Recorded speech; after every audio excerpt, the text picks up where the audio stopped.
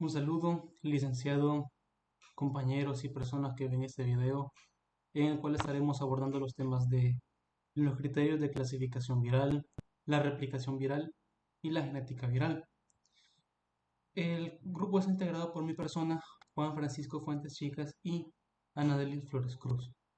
Yo estaré abordando la parte de los criterios de clasificación y la replicación viral. Así que vamos a comenzar. Primeramente, unas características generales de los virus rápidamente para que serán necesarios para la comprensión del tema de la clasificación y la replicación. Sabemos que las enfermedades virales son una de las causas de mortalidad más frecuente en los humanos. Por ejemplo, de la reciente pandemia por COVID-19, ese virus que alcanzó el nivel de pandemia, y así otros muchos más ejemplos. Y la pregunta, ¿qué es un virus? Un virus no es considerado un ser vivo como tal, pero al poseer información genética en forma de ADN o de ARN, es considerado como un complejo de información que tiene la capacidad de infectar a seres susceptibles, sean hombres, humanos, plantas, vegetales, diversas especies biológicas. ¿Y cuáles son los requisitos que debe cumplir un microorganismo para ser considerado como un virus? Primeramente es su tamaño, que tiene que ir de 20 a 250 nanómetros, y más adelante abordaremos eso. El segundo requisito que tiene que cumplir es que tiene que ser un parásito intracelular estricto, es decir, que tiene que vivir dentro de la célula estrictamente. Tercer requisito es que tiene que poseer una estructura elemental, que ya veremos más adelante. Tiene que poseer un mecanismo complejo de replicación viral y tiene que poseer un solo tipo de información genética, de ácido nucleico, ¿verdad? ADN o ARN. Ahora la pregunta, ¿los virus son seres vivos? Como había mencionado anteriormente, un virus no es considerado un ser vivo como tal, ya que éste utiliza los sistemas metabólicos y enzimáticos de la célula que infecta para poder reproducirse y multiplicarse. Desde ese punto de vista, pues no son independientes, no se valen por sí mismos y no son considerados como seres vivos. Igual que cuando estos virus se aíslan, se congelan para su estudio, aún ¿verdad? Cuando ellos pueden seguir infectando, no son considerados como seres vivos. Acerca del tamaño de los virus. Eh, para hacernos una idea, los virus son mucho más pequeños que las bacterias. Las bacterias se miden en una escala de 10 a la menos 6 metros, como podemos ver en esta escala. Se miden en micrómetros. Y los virus se miden en nanómetros, que es una escala de 10 a la menos 9 metros. Igual en esta imagen podemos ver la comparación de la bacteria Escherichia coli comparado con diversos tipos de virus, el adenovirus, rinovirus, bacteriófago T4, y vemos que es muy pequeño, igual comparado con una pequeña parte del glóbulo rojo, para hacernos una idea de cuánto más o menos. Ahora, de las estructuras que les mencionaba, elementales de los virus, ¿cuáles son estas estructuras que deben tener? Un virus está formado por el nucleoide, la cápside y la envoltura. En cuanto al nucleoide, que es este que estamos viendo en esta imagen, el nucleoide, está compuesto por ácidos nucleicos. Los ácidos nucleicos pueden ser de dos tipos, de ADN o de ARN. Los ácidos nucleicos, cuando se asocian con proteínas, se designan como core viral, que es este que está acá. Este core viral, ahí es donde se encuentra toda la información genética del virus. Seguimos avanzando y vemos que el nucleoide está rodeado por esta estructura llamada cápside. La cápside está formada por pequeñas unidades morfológicas que son los capsómeros, ¿verdad? Los capsómeros pueden tener distintas formas, en este caso son esferoidales, pero también pueden tener forma de prisma, ¿verdad? Y tenemos la envoltura. La envoltura es una estructura, es esta que está acá, se encuentra rodeando la cápside, ¿verdad? La envoltura es una estructura de composición lipoproteica, ¿verdad? Es de composición similar a la bacteria que infecta porque el virus lo obtiene de esa misma célula. Por eso es de una composición similar. Esta envoltura es importante porque es determinante en qué tan sensible es el virus a ciertos factores externos como las enzimas tisulares, ¿verdad? Y agregando pues algunas funciones de la cápside, como se encuentra rodeando al nucleoide, le brindan protección a este. La cápside también tiene lo que son pequeños receptores que permiten lo que es la unión del virus con la célula susceptible y también sirve como un antígeno al estimular la respuesta inmune del hospedador. Entonces, estas serían las estructuras de los virus. Ahora, avanzando un poco más en lo que es la clasificación viral, al igual que en toda ciencia, donde se estudian microorganismos, seres vivos, existen sistemas de clasificación que agrupan, ¿verdad?, a estos organismos por diferentes categorías para un mejor estudio. Entonces, existe un comité internacional de virología que se encarga de proponer criterios para definir familias, ¿verdad?, de virus, para ver en qué familia pertenece cada uno. ¿Y cuáles son estos criterios? El primer criterio es el tipo de ácido nucleico, ADN o ARN, la estructura del genoma, si es bicatenario, monocatenario, y el mecanismo y lugar de replicación. Segundo criterio, el tamaño del virión, que ya abordamos un poco, y la simetría de la cápside, la forma que tiene la cápside. El criterio número 3, el número de capsómeros en los virus desnudos o el diámetro de la hélice en los virus helicoidales. Criterio número 4 es si presenta o no envoltura. Criterio número 5, el lugar de ensamble de las partículas virales, si es en el núcleo o citoplasma. Y el criterio número 6 es la forma de salida de la célula hospedadora. Entonces, esos son los criterios para definir una familia. Y ahora vamos ya a los criterios de la clasificación viral. Los anteriores eran para definir las familias de virus. Este es para definir un virus como tal. Y vemos que existen 8 criterios por los cuales los vamos a clasificar e iremos abordando uno por uno. El primero es la clasificación por su hospedador. De acuerdo con su hospedador, vemos que los virus pueden ser clasificados como virus de vertebrados, virus de insectos, de bacterias, virus de vegetales. En caso de virus de vertebrados tenemos, por ejemplo, el coronavirus. En virus de insectos, todo lo que son los arbovirus, que se transmiten por artrópodos, por insectos. Virus que infectan bacterias, que sus hospedadores son las bacterias, como el bacteriófago T4. Y virus de vegetales, como en este caso el virus del mosaico del tabaco, ¿verdad? Si bien todos los seres vivos pueden ser infectados por los virus, la relación que existe entre el virus con su hospedador es muy específica. Y es por esto que antes de que existieran criterios de clasificación viral a los virus, ¿verdad? Porque tenían cierta afinidad con otros organismos, tenían cierta afinidad en esos organismos, no con todas las células, sino que con unas células específicas.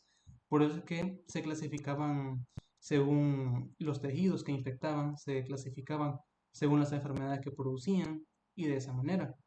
Se clasificaban como virus neumótropos, es decir, que infectaban el tejido pulmonar, en virus hepátropos, que infectaban el tejido hepático, el hígado, virus dermátropos, que infectaban la piel, y de esa manera.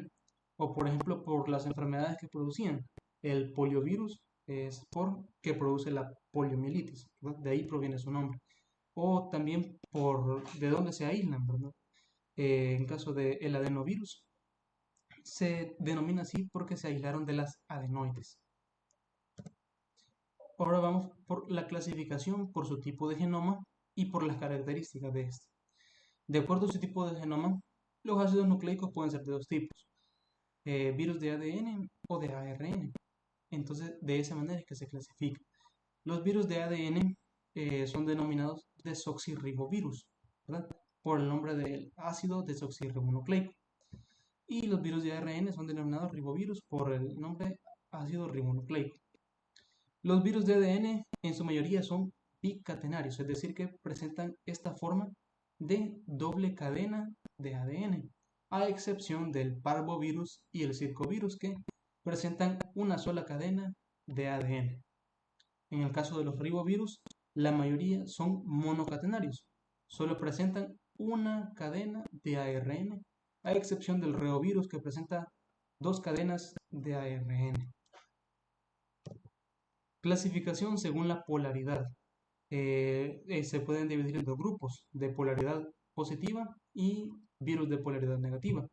En el caso de los virus de polaridad positiva, si son considerados positivos, estos poseen una cadena positiva y se dice que tienen polaridad de mensajero.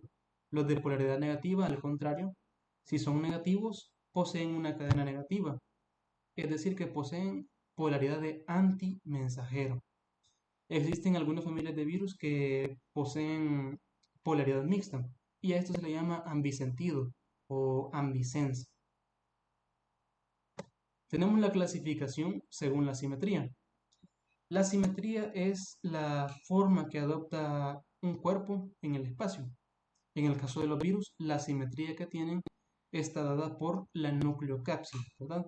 La cápside es la que se encuentra rodeando al nucleoide, como les mencionaba. Entonces se pueden clasificar en cuatro tipos: en virus helicoidales, virus de simetría cúbica o icosaédrica, simetría binaria o simetría compleja. En la simetría helicoidal es descrita, es comparada como una escalera en forma de caracol que va ascendiendo. Como podemos ver en esta imagen, la nucleocápside, la forma que tiene enrollada y que va subiendo. En este caso, pues es el virus del mosaico del tabaco. De simetría cúbica o icosaédrica, estos virus se caracterizan porque su núcleo cápside tiene la forma de figuras geométricas y dependiendo del tipo de virus puede tener diferente número de caras, de vértices, de aristas. En este caso estamos viendo el adenovirus. En la simetría binaria, en esta se caracteriza porque es una combinación de las dos anteriores. La cabeza del virus es de forma icosaédrica y la cola del virus es de forma helicoidal. En este caso, el bacteriófago T4. Y la simetría compleja, en este grupo se incluyen todos aquellos virus que no tienen ninguna de las formas anteriores, no son ni helicoidales, no son cúbicos, ni tampoco son binarios. En este caso vemos al poxvirus, que es comparado con la forma que tiene un ladrillo, una forma rectangular. Ahora vamos con la clasificación según las formas de transmisión de los virus. Los virus pueden transmitirse ya sea, ¿verdad?, por vía respiratoria, por vía digestiva, pueden transmitirse por contacto directo o pueden ingresar a la sangre directamente por transfusiones sanguíneas, por utilizar objetos contaminados, ¿verdad? Entonces se clasifican de esa manera. Por vía respiratoria tenemos aquellos virus que se transmiten a través de gotas que salen a través de nuestra nariz, de la saliva, en gotas que se exhalan y la otra persona se infecta con la inhalación de estas, como en el caso del virus de la influenza o el virus de COVID-19. Tenemos virus de transmisión congénita, es decir, que se transmiten de la madre al hijo. Tenemos el citomegalovirus, el virus del herpes simple, virus de inmunodeficiencia humana, virus del Zika y de la rubiola. Tenemos virus que se transmiten por vía digestiva a través de agua o alimentos contaminados, el virus de la hepatitis A y E, rotavirus y norovirus. Tenemos virus que se transmiten por artrópodos, que se transmiten a través de las picaduras de los insectos. Tenemos el dengue, el chikungunya, el virus del Zika, que son transmitidos por la picadura del mosquito, y también el virus de la fiebre amarilla. Y tenemos virus que se transmiten de manera sexual, ¿verdad?, a través de ese contacto mucocutáneo. Tenemos el virus del papiloma humano, virus de inmunodeficiencia humana y el herpes genital. Tenemos la clasificación según la presencia o no de la envoltura. Se clasifican en dos grupos: los virus envueltos poseen la envoltura y los virus desnudos no poseen esta envoltura. La mayoría de los virus que son desnudos son muy resistentes a la desecación, ¿verdad? Y también resisten a lo que son a la acción de las sales biliares, la acción de las enzimas digestivas, a la acción de solventes lípidos como el éter y el cloroformo. Entonces, por esto es que tienen una transmisión fecal-oral. Como le mencionaba, hay virus que se transmiten por vía digestiva a través de agua y alimentos contaminados. Estos virus tienen la capacidad, ¿verdad?, de seguir infectando aun cuando se encuentran en el agua. Tal es el caso del poliovirus y de la hepatitis A. En este caso vemos el poliovirus. Esta es su nucleocápside y no presenta envoltura. Y tenemos los virus envueltos, que al contrario, ¿verdad? Estos son muy lábiles a la desecación. No son muy resistentes a los factores externos, ni las enzimas digestivas, ni sales biliares, por lo que su transmisión tiene que ser por contacto directo de persona a persona, como en el caso del virus de inmunodeficiencia humana, virus de la influenza y del herpes simple. Esos son los virus que necesitan contacto directo de persona a persona para poderse transmitir. Tenemos la clasificación por sus propiedades físico-químicas. Los virus, ¿verdad?, están constituidos mayoritariamente por proteínas, en un 50 a un 90% son proteínas. Y tenemos de dos tipos, las estructurales y las no estructurales. Las proteínas estructurales son aquellas que se encuentran en mayor proporción, que se encuentran en gran cantidad en los virus y pueden ser de superficie o pueden ser internas. En este virus que vemos acá de simetría helicoidal, sus capsómeros están formados por proteínas de superficie que le confieren una gran resistencia a los factores externos. Y tenemos las proteínas no estructurales que más que todo se encuentran en lo que son enzimas que son necesarias para la replicación en la fase temprana. Tenemos la clasificación por el lugar de replicación. El primer paso para la replicación consiste en la unión de un receptor que se encuentra en la partícula viral con la membrana de la célula susceptible. Luego, ¿verdad?, el virus utiliza lo que son los elementos de esa célula infectada para reproducirse, para multiplicarse, ¿verdad? Entonces, los virus se pueden clasificar dependiendo de cómo realizan ese mecanismo de replicación. Tenemos el primer grupo que es por pasaje directo a través de la membrana. En este grupo encontramos el adenovirus y el picornavirus, en el cual vemos, ¿verdad?, en este caso el adenovirus atraviesa la membrana directamente. Tenemos el segundo grupo, el que realiza una fusión de la membrana celular con la envoltura viral, el paramyxovirus y el herpesvirus. En este caso, este es el herpesvirus, ¿verdad? El virus vemos que tiene su envoltura, pero para poder entrar a la célula e infectarla, tiene que fusionar su membrana con la membrana de la célula, y aquí vemos que ya así es como puede ingresar a la célula. Y tenemos los que realizan endocitosis.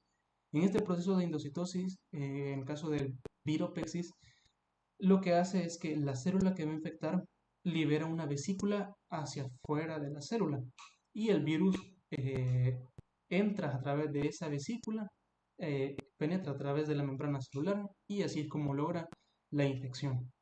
Entonces, así es como se clasifican por su lugar de replicación. Entonces, esos serían los criterios de clasificación viral. Vamos ahora a tocar el tema de cómo se replican los virus. ¿Y qué es el ciclo de replicación viral? El ciclo de replicación viral de un virus es el conjunto de eventos que conducen a una infección viral productiva, ¿verdad? Es el ciclo que utilizan, el proceso que utilizan los virus para producir nuevos viroides que van a seguir infectando otras células.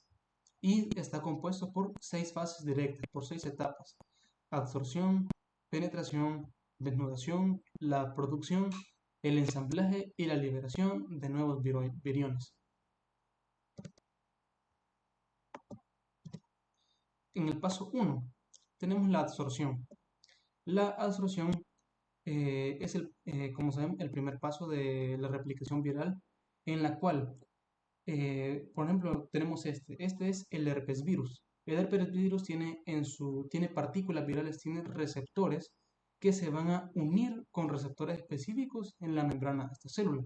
En eso consiste la absorción, es la unión de una proteína que se encuentra en esta cubierta viral con una molécula presente en la superficie de la célula, ya sea de diferente tipo, proteína, glicoproteína, carbohidratos, a fin, ¿verdad?, de que se una el virus con la membrana de la célula. En eso consiste este primer paso. El segundo paso es la penetración. La penetración, ¿verdad? Sabemos que el virus ya en el paso anterior, el virus ya se unió a la membrana. Entonces, el virus tiene que atravesar esa membrana celular para entrar a la célula. En eso consiste la penetración. Y va a depender si son de virus envueltos que presentan envoltura o virus desnudos que no tienen envoltura. Los virus envueltos puede ocurrir la penetración por fusión a nivel de la membrana plasmática o por endocitosis mediada por receptor. En este caso vemos que tenemos este virus en el cual, ¿verdad?, para poder penetrar a través de la célula va a tener que fusionar su membrana con la membrana de la célula. Y aquí vemos cómo ya queda solo lo que es la cápside sin envoltura, ¿verdad? Para poder penetrar la célula. Y tenemos también los virus desnudos que realizan lo que es la endocitosis, en la cual, ¿verdad?, los virus tienen que entrar a través de una vesícula producida por la propia célula y así es como atraviesan la membrana celular y se da la penetración viral. El paso número 3, el desnudamiento. Sabemos que el virus el virus ya se unió a la membrana celular, ya logró lo que es la penetración y si viene lo que es el desnudamiento, que es el proceso de la pérdida de la cubierta externa viral, ya sea de la envoltura o de la cápside. Así se le conoce al desnudamiento. Entonces, el desnudamiento va a ocurrir si es un virus con envoltura, va a perder esta envoltura, y si es un virus desnudo, él va a perder la cápside. Como vemos en esta imagen, luego de que se da lo que es todo el proceso de la unión, de la penetración, los virus se alojan en el citoplasma y van a buscar lo que son los poros nucleares, es decir, en la membrana nuclear, la membrana nuclear. Esos virus buscan el poro nuclear para buscar ingresar al núcleo de la célula e infectarla. Y así es como ocurre. Como vemos aquí, el nucleoide ya está en el poro nuclear y se da la pérdida de la cápside, ¿verdad? Entonces, en eso consiste el proceso de desnudamiento, la pérdida de la cápside o de la envoltura. Tenemos el paso 4, la expresión y la replicación del genoma. El virus sabemos que viene ya de perder la cápside, de perder la envoltura y el nucleoide, ¿verdad?, ya ingresó al núcleo de la célula. Entonces, este virus tiene que empezar a producir nuevas partículas virales, tiene que empezar a producir proteínas para formar nuevos virus y seguir infectando. Entonces, en esta parte de la expresión y replicación del genoma, lo esencial es que tiene que haber una transcripción del ARN mensajero específico a partir del ácido nucleico viral para que sea una expresión exitosa. ¿Qué quiere decir esto?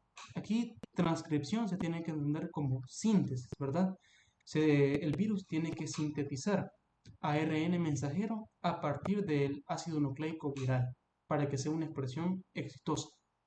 Y se divide, ¿verdad?, en 3 grupos. Tenemos los virus de ADN, los de ARN y los que realizan transcripción inversa. Los virus que lo hacen con ADN, esos utilizan lo que es una enzima ADN polimerasa. Esta enzima ADN polimerasa lo que hace es que el ADN lo va a transcribir en ARN mensajero. Este ARN mensajero viene y se transcribe, se convierte en lo que es en partículas virales, en proteínas. Y estas proteínas luego se van a ir ensamblando, se van a ir uniendo para así formar nuevas partículas virales, ¿verdad? Entonces, en el virus de ADN, a cargo de la ADN polimerasa, el ADN se convierte en ARN mensajero, el ARN mensajero se convierte en proteínas virales para formar nuevos viriones. En caso de los virus de ARN es un proceso similar, pero está cargado de una ARN polimerasa que no existe en la célula eucariota, por lo que tiene que ser codificada en el virus. Y tenemos los virus de transcripción inversa. En el virus de transcripción inversa son dos familias de virus. El Retroviridae, por ejemplo, utiliza lo que es, se replican mediante la formación de ADN a partir de un molde de ARN y está a cargo de una enzima que es la transcriptasa inversa. Esta transcriptasa inversa, en el caso, por ejemplo, de los eh, Retroviridae, están compuestos por dos cadenas de ARN. Entonces, lo que hace la transcriptasa inversa es que junto a estas dos cadenas de ARN sintetiza una cadena de ADN que va a formar lo que son las nuevas partículas virales que se van a dirigir al núcleo de la célula en forma de provirus. Y así es como realizan cada uno dependiendo de la información genética que tengan.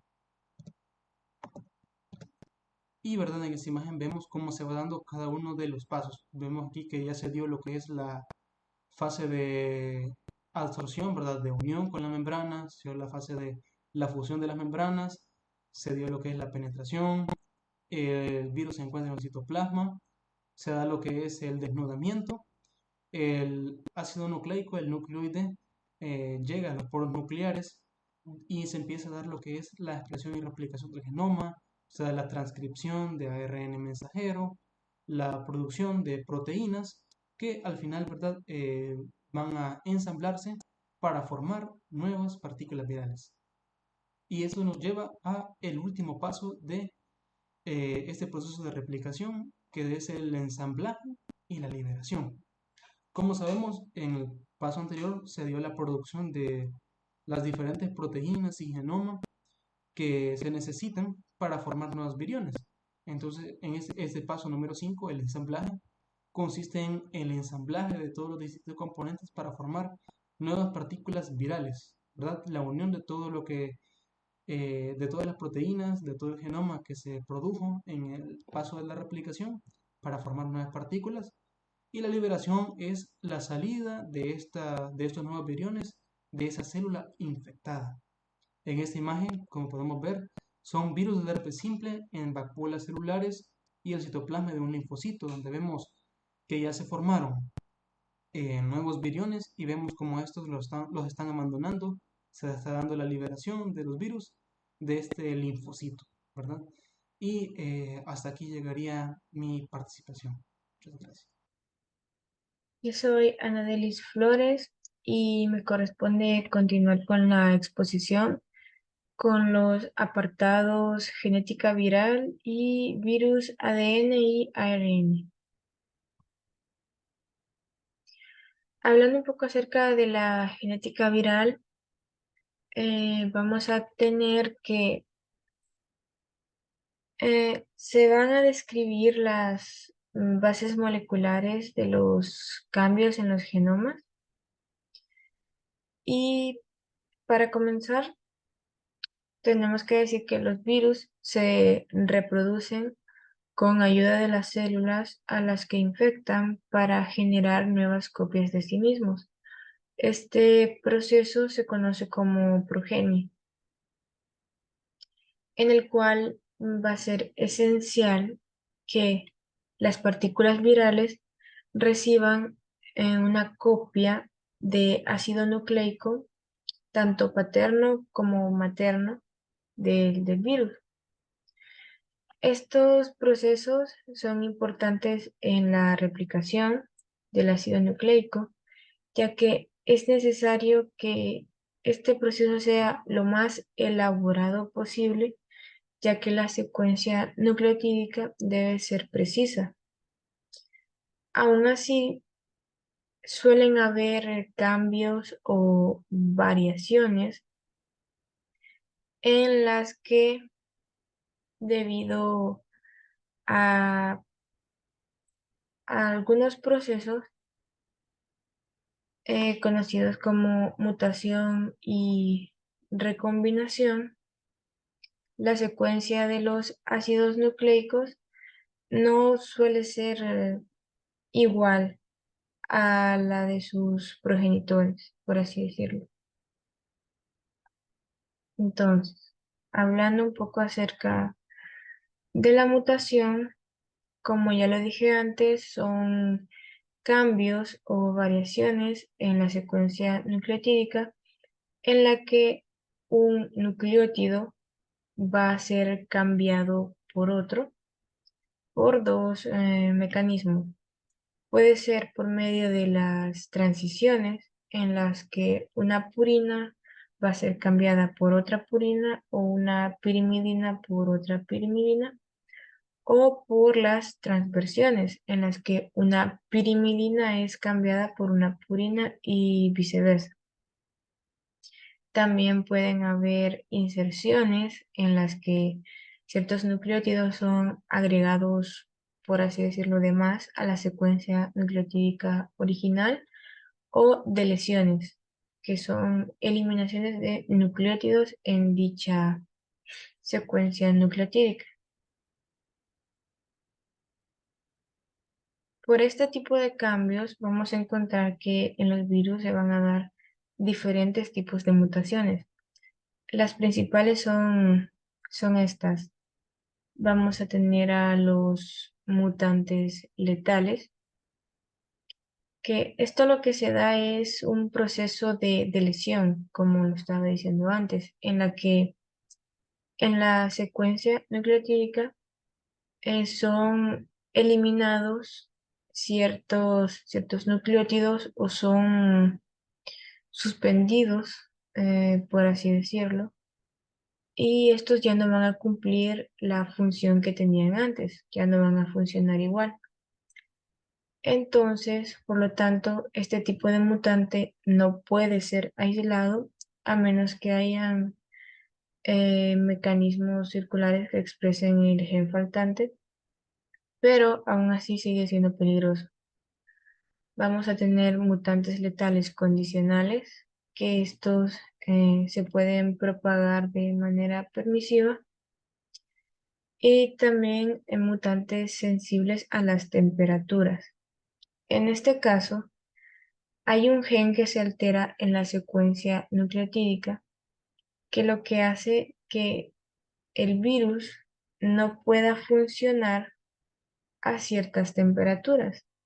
En este caso, el virus se va a inactivar a temperaturas demasiado altas.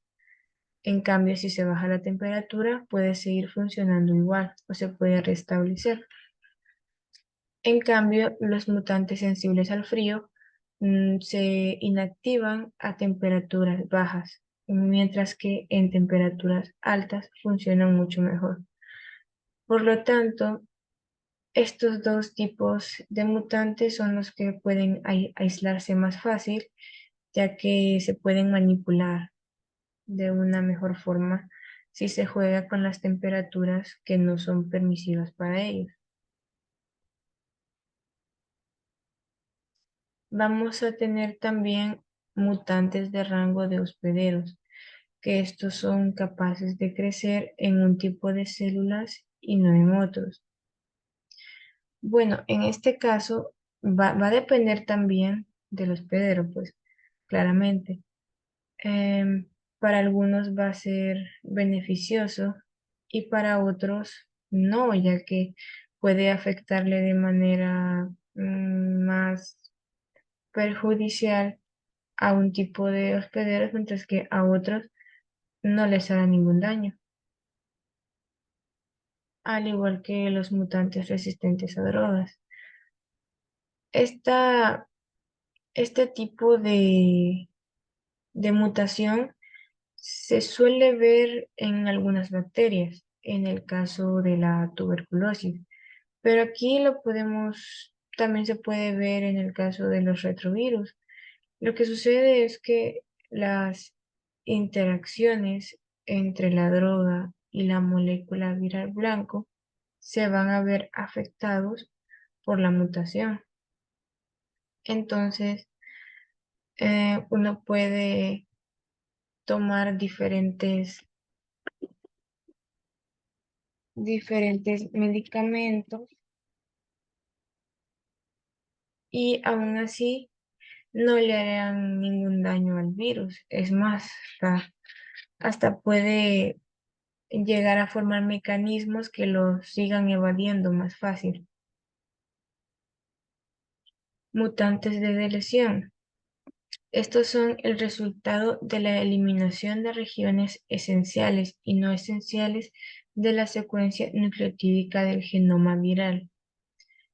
Viéndolo desde esta forma, con este enunciado, se parece mucho a los mutantes letales, ya que también en su secuencia son eliminados ciertos nucleótidos, lo que hacen que ya no funcionen igual. Pero lo que los diferencia es que los mutantes de deleción sí pueden ser aislados, sí se pueden manipular más fácil que los mutantes letales. Por lo tanto, son como más beneficiosos, por así decirlo. Y por último, vamos a tener a los mutantes resistentes a anticuerpos monoclonales. En este caso, lo que sucede es que hay un cambio en la secuencia que lo que hace es que los genes codifiquen proteínas extras en el exterior del virus. Estas proteínas lo que hacen es como darle una especie de disfraz a este tipo de mutantes. Entonces, los anticuerpos monoclonales no pueden reconocerlos, no pueden neutralizarlos tampoco. Por lo tanto, el afectado aquí va a ser la célula hospedera, ya que al no poder ser detenidos por los anticuerpos por bastante tiempo, lo que va a hacer es que la infección se haga tal vez intratable en el peor de los casos, ya que los anticuerpos siguen sin poder reconocer que estos son, que estos virus lo que quieren es dañar al huésped.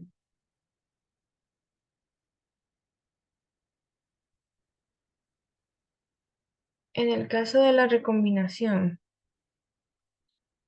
es una fuente principal de variación genómica a la que los virus con genomas que consisten en una sola molécula de ADN o ARN pueden intercambiar información genética en una célula infectada simultáneamente con dos virus distintos por interacción física diferente de sus genomas.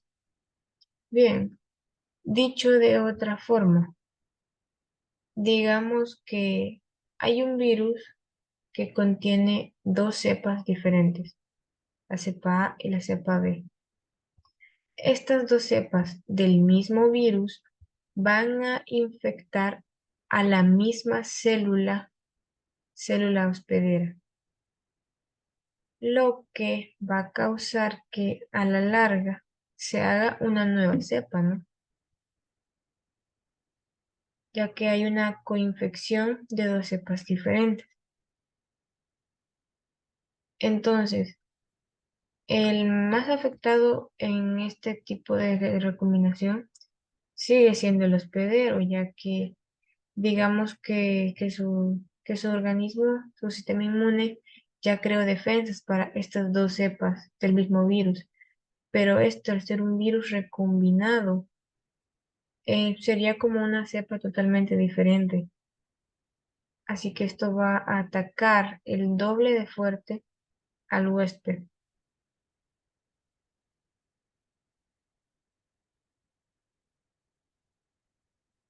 En la complementación es un fenómeno en el que dos mutantes proporcionan el producto génico que es defectuoso en el otro, permitiendo que se produzca la replicación.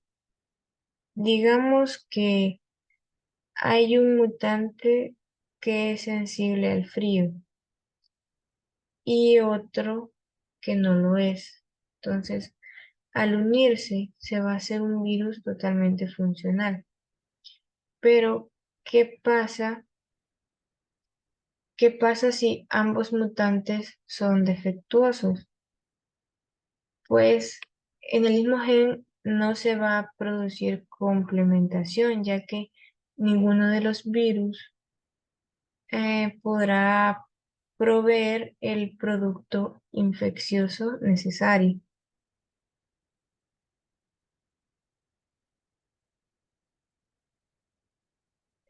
Virus ADN y ARN. Aquí se habla sobre el ácido nucleico o estructura genómica de los virus. Los virus contienen un solo tipo de ácido nucleico. Este puede ser ADN, desoxirribovirus, o ARN, ribovirus. Solo pueden contener un tipo de ácido nucleico, no ambos. Esto lo que hace es codificar la información para que haya replicación del virus. Este genoma o ácido nucleico puede ser circular, lineal, segmentado o no segmentado.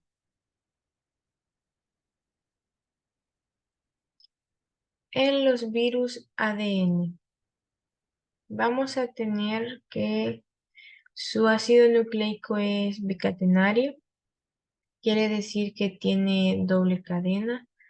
Esto es en el caso de algunos virus como el poxvirus o el herpesvirus, pero en el caso del parvovirus y circovirus, el ADN va a ser monocatenario, es decir, de una sola cadena.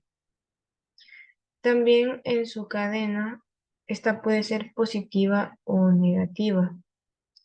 El hecho de que sea positiva o negativa, lo que le confiere es que si es positiva, va a ser más infecciosa. Y si es negativa, va a ser menos infecciosa. Pueden ser diploides o haploides. ¿Qué quiere decir eso?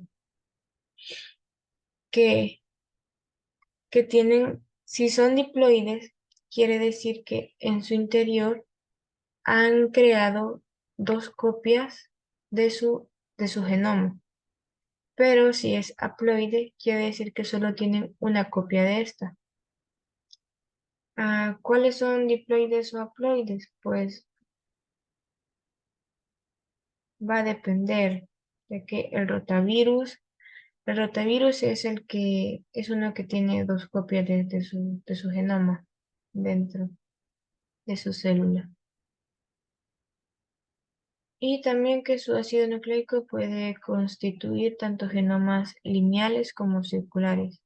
Algunos ejemplos de los virus ADN son adenovirus, parvovirus, herpesvirus, papilomavirus, entre otros.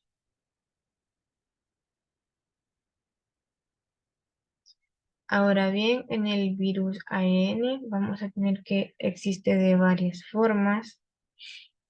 Este puede ser una molécula tanto, puede ser de una molécula lineal, como es el caso del piconavirus. Mm, También aquí se encuentra esto que puede ser de sentido positivo como negativo. En el caso de los que son positivos, como lo dije antes, quiere decir que